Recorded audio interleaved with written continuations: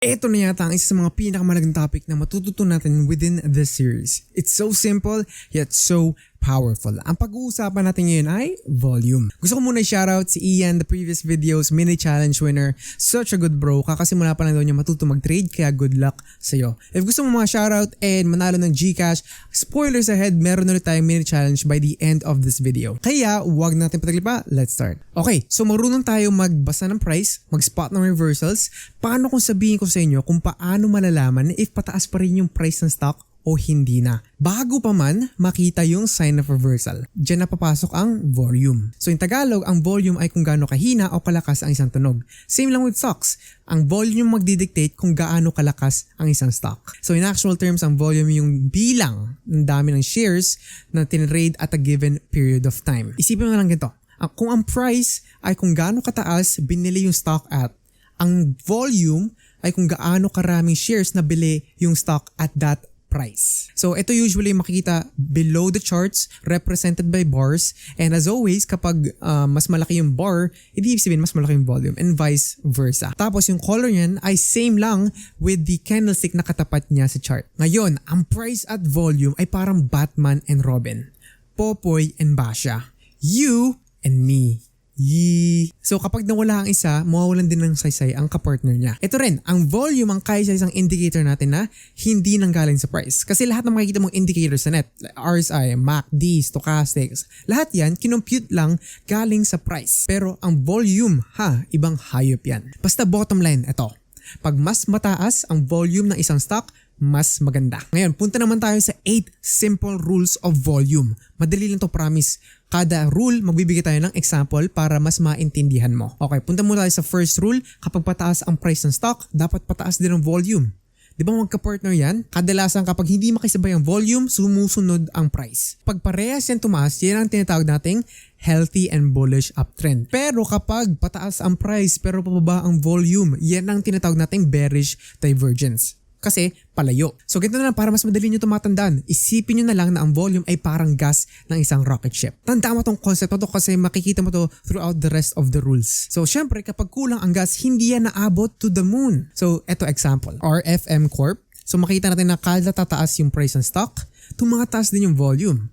And that indicates a bullish uptrend. Ibig sabihin yan, kahit tumataas yung price ng stock, dumadami pa lalo yung bumibili. So mataas ang demand, magandang sign yan. On the other hand naman, DMCI Holdings. Makikita natin na tumaas nga yung price pero pababa naman ang volume. Pag nag-drawing tayo ng lines, makikita natin na bearish divergence na pala. Ibig sabihin yan, tumataas nga ang price pero bumababa ang bumibili. Syempre at some point magpa-profit taking na yung mga nag-hold simula sa baba tsaka sa gitna, and makikita nga natin pagkatapos nyan at 0.3 nagsimula na nga siya bumaba. So if ikaw yung nasa 0.3 tapos hindi mo pa rin na-spot yung bearish divergence, na walang ka pa ng profit. Okay, second rule, kapag nagkaroon ng pullback, so if hindi mo pa alam kung anong pullback, yun yung saglitan na pagbaba ng price ng stock bago ulit siya tumuloy pataas. So kapag pullback, dapat pababa ang volume. Ibig sabihin lang yan, bumaba man yung price ng stock, kumunti lang yung nagbenta. Magandang sign yan kasi ibig sabihin matindi yung kapit ng mga bumili. Pero naman kapag baliktad, tumaas yung volume pero pababa ang price, yan na ang pwede maging sign na downtrend na tayo. So ito example. So makita na ng MAGBUBUOD Corp. Kada pullback, habang pataas siya, makikita natin na bumababa din yung volume. Sabihin, matitibay yung mga nag-hold. Pero at the fourth point, nagka-pullback pero nag-stagnant yung volume. And that indicates na baka nagpo-profit taking na yung mga nag-hold na nasa baba. Third, pag bumabawa na yung price ng stock, tapos malakas ang volume, pwede yan na sign na downtrend na talaga tayo. So ito rin actually yung second rule, halos walang pinagkaiba. Pero diba sinabi yan kita na tandaan mo yung concept about gas and rocket ship. Kasi makikita natin na instead na gamitin yung gas pataas, ginamit niya pababa. Kaya mag-expect ka na talaga na pag ganito yung situation, bababa pa yung price ng stock. So ito example, Security Bank Corp. Makikita natin na nagkaroon siya ng 5-point wave. If natatandaan nyo pa yung diniscuss natin in chapter 1 about waves, expected na talaga natin na bababa yung price after the 5th wave. At hindi lang yun, nakita natin na tumaas din yung volume. And that indicates na marami talaga yung nagbenta. Fourth, kapag nagkaroon ng breakout, so if hindi mo pa alam ang breakout, yun yung biglaan pagtaas ng price. So dapat sabayan daw yan ng biglaan ding pagtaas ng volume. So kapag nangyayari yan, yan ang titawag nating successful breakout. Pero pag hindi, false breakout. Isipin mo na lang yung rocket ship, nagkulang ng gas, syempre bababa din yan. And ito example, Mark Ventures Holdings Incorporated. Makikita natin na nag-breakout siya, and not only that, bigla talagang tumaas yung volume. Sabi raw dito, ang average volume ay 2.3 million. Pero nung day of the breakout, nagkaroon ng 18.7 million, which is a 700% increase. So kapag hindi pa naman yan sign of demand, ay hindi ko na alam. So matapos nga nun, tumaas palalo yung price ng stock. So parang ito yung naging lift off or launch ng rocket natin, di ba? So ito, Asia United Bank Corp. Pakita natin na nag-breakout siya, pero nasan yung volume, di ba? Sabi raw dito, ang normal na volume ay 150,000. Pero at the day of the breakout, kalahati, 77,000. So ano yung nag-fuel ng pagtaas ng price? Wala. And that means na eventually bababa yan, and yun nga yung nangyari. Okay, halfway na tayo. Konti na lang. If you like this video so far, pakismash naman ang like button dyan. No? Fifth, kapag nagkaroon ng parabolic move o yung matarik na pagtaas ng price ng stock, tapos nakakita tayo na mataas na volume, eventually mapapagod din yung stock na yan. Siyempre, what comes up must come down at some point.